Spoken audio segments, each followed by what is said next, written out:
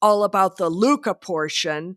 But before we get going, talking about Lucca itself, let's talk about you guys and tell me your story, how you got together and decided to become Italian citizens and then make this move. Well, it's very simple. In 2010, we came to Italy for your typical 2 week vacation. Loved it enough to come back in 2012. And on the flight back, just looked at each other and said, okay, we've got to figure out a way to live here. We looked into it. I looked into what it would take, started looking up all my paperwork and applying for all my paperwork and birth certificates, death certificates, marriage certificates, you name it, and finally got it all and got an appointment with the consulate, presented all the paperwork with the consulate, and 3 years later, we were approved. And we were living in Arizona at the time. And so we had to go through the Los Angeles consulate, which is one of the busiest in the United States. As we tell it in the book, it was the roller coaster ride of our lives. But I always said to Eileen, it's preparing you for what you're going to find when you get to Italy. Because everything is hurry up with the paperwork and wait, we'll let you know. So you came to Italy and you fell in love, probably in part because it resonated with your history, right, Gary? A little bit? Yeah, it hit me hard.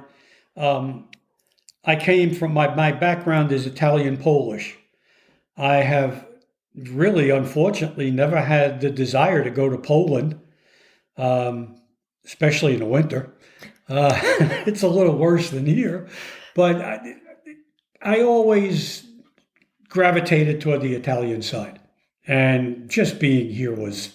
It just blew me away. You came to Italy for this trip. Did you visit Lucca on the trip? We first visited Lucca in, I want to say 2016. Correct. When we were staying in Florence for 90 days.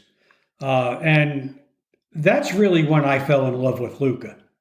It was everything Florence was, but on a small scale. So I didn't have 490,000, neighbors.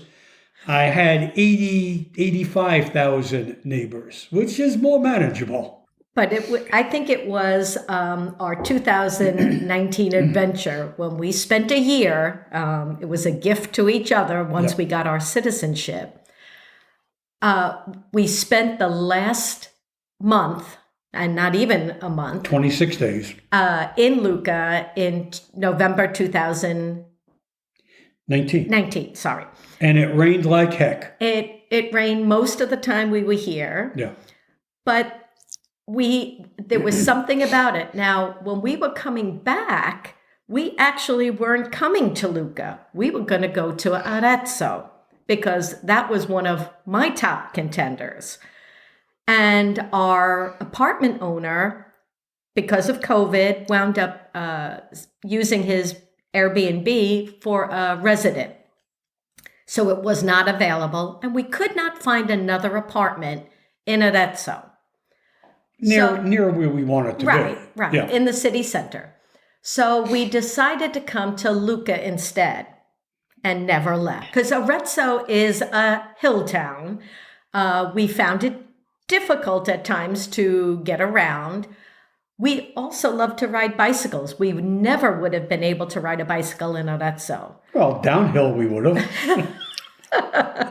True. So Lucca wound up to be everything we wanted it to be. It's got a good train line. It's flat for the most part in Centro. So we can ride our bicycles. We walk on the wall. It truly turned out to be the right choice. And it was after about a month when we were here, met with some English-speaking friends, and we were having coffee. And I remember going back to our rental apartment and looking at Gary and saying, Lucca is it. And my comment was, I could have told you that in 2017. So let's dig deeper into Lucca. What is it that's so attractive? Okay, certainly I love the fact of it being a cycling city. And, Yes. there are a few places in Tuscany along the coast and some other places in Italy that are kind of, even Padova, another region and everything, Yes. another area. But it's very much of a cycling city, and it's built around that to accommodate people who like to bike around. So, is that really a fundamental part of the nature of it? That it's more of a pedestrian and cycling town? I think, Yeah, and I think definitely. there are people, cyclists that train up on the wall. So Lucca has a Renaissance wall that surrounds it. It's maybe a lane and a half if you're thinking about a traffic lane wide along the top. Well, that's the paved part. It's long, Correct. it's wider than that. Yeah. So, Eileen, what you're telling me, what you're saying to our listeners is that it's a hill town, but it's when you get to the town, it's flat and it's got this wall that encircles it and originally protected the town. Correct. And it's about 2.5 miles around. It is raised. Now, Lucca itself in the historic center isn't hilly. The hills around Lucca, the province. The province of Lucca is hills and flat. So, yes, so the province of Lucca is hilly, but Lucca Centro is not. But there are cyclists that train along the Circio River, is on the outside of the historic center and up on the wall, and you got to watch out for them. They fly by you.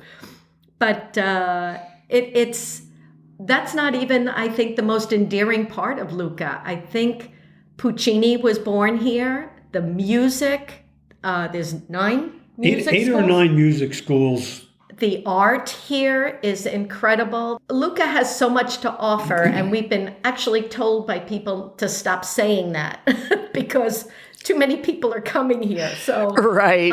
So we've been told to play down Lucca, but it's in our heart. I mean, actually, when your heart finds its home. So it's hard to play down Lucca and what it has to offer.